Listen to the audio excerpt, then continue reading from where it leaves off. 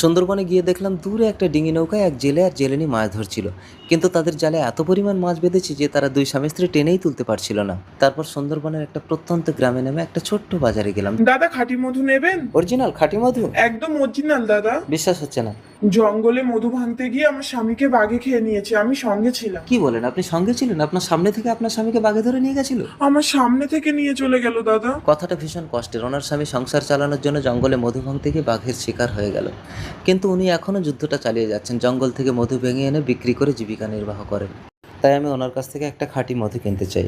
বলুন এটার দাম কত? 200 টাকা। 200 টাকা? ঠিক আছে, দিচ্ছি।